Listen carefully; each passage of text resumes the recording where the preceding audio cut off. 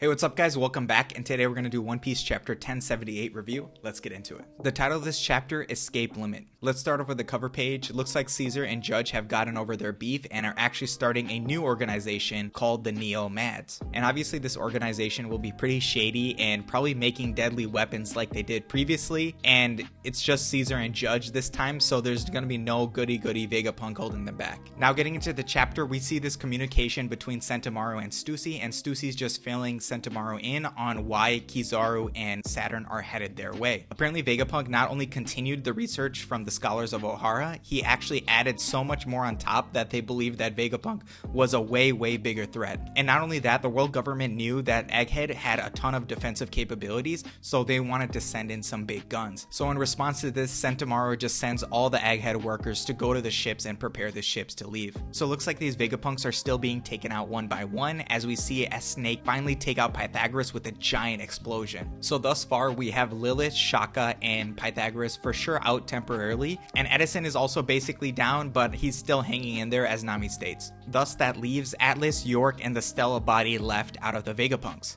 But looks like Atlas will be the one being taken out next, as she remembers a sealed off room where the Stella body could be, and she leads Chopper and Robin in that direction. And the biggest moment of the chapter is the fight between Sanji and Seraphim Jinbe. Seraphim Jinbe tries to strike Sanji right in the face, and Sanji is absolutely unfazed. So obviously Sanji's latent ability is activated here, as his eyebrows are flipped, so he has a super structured body right now. So he's basically undamageable. And everyone is pointing to, yo, Sanji must have some Lunarian DNA in him. You know what I'm saying? Like, how else would his defenses be this strong? And this is the perfect juxtaposition to Luffy and Zoro, who are also going up against the Seraphim, but they're really struggling to even damage the Seraphim. So this is really making Sanji look amazing, where Luffy and Zoro look like they're fools. You know what I'm saying? They can't even put a dent in these Seraphim. We then see S-Hawk disappear, and Zoro ends up going after him, and it's hilarious how Luffy's just like, yo, Usopp, go help him, and it's just Kaku with a long nose.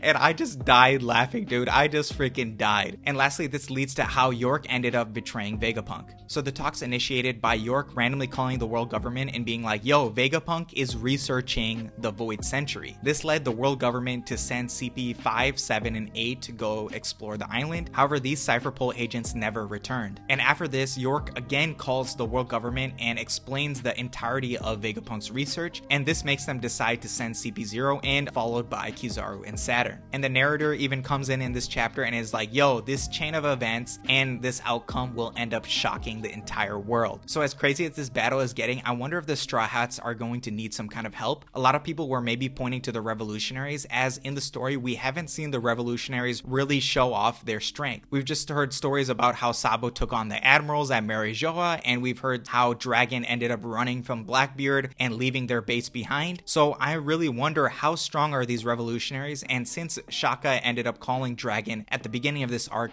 maybe this is the time that the Revolutionaries are really introduced into the story and we actually see their strength a little bit. And getting back to the reveal that York was the one who shot Shaka, we learn why York wanted to betray Vegapunk in the first place, and she wanted to be a celestial dragon. And if we really think about why York would want to be a celestial dragon, it starts to add up. So if York is the Vegapunk of desire, what people in the One Piece world are the epitome of desire and greed? It is the celestial dragons, who potentially get whatever they want in this world. And Vegapunk is like, yo, you went to Marijoa and saw how vile the celestial dragons are. However, it looks like York is completely unfazed by this, because all she saw was desire. She saw the celestial dragons desiring whatever they wanted, and they ended up getting whatever they wanted. And since York is the embodiment of desire, it totally makes sense. And I know in my last chapter review, I was saying that potentially Emu was here on Egghead Island, and I was getting a little bit carried away there, but I did call that it could have been York way back in chapter 1075 review. Go check that out if you haven't yet. And York being the traitor totally lines up with the themes that Oda has been setting from the beginning of the arc. And the arc literally starts off with a quote from Lilith: perhaps overriding primal desires is simply impossible. And Lilith was referring to how she couldn't control the sea beast in this scenario. And what I think Oda is trying to say here is that sometimes it can be hard to control your innermost desires, as there are good desires such as wanting to be Pirate King and giving free energy to the world, and there are bad desires like wanting to be a celestial dragon. And this leads to Oda's overall point. As Vegapunk states, we owe all there is to desire, for instance the devil fruits. Thus the power of desire is insurmountable and will get through anyway, as shown with evil with York and with good with Sun God Nika. No matter how you suppress your desires, they will be liberated in the end. Oda is just such a master at connecting all these points throughout an arc. And this also led me to another question about York. How did York hide these memories from the other Vegapunks, since each Vegapunk syncs their memories to Punk records? And my best guess for this is that since we've seen York not really do anything, all she does is eat, poo, and fulfill the other desires of the Vegapunks, it might be the fact that maybe she just never uploaded her memories to Punk records, as none of her memories were really valuable, or at least they thought they weren't that valuable, right? And maybe all this time York was just not uploading her memories and kind of no one else blinked an eye, since those memories were pointless anyway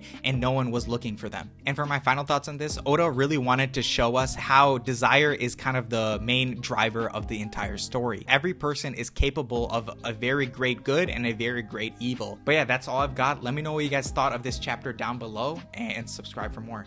Deuces.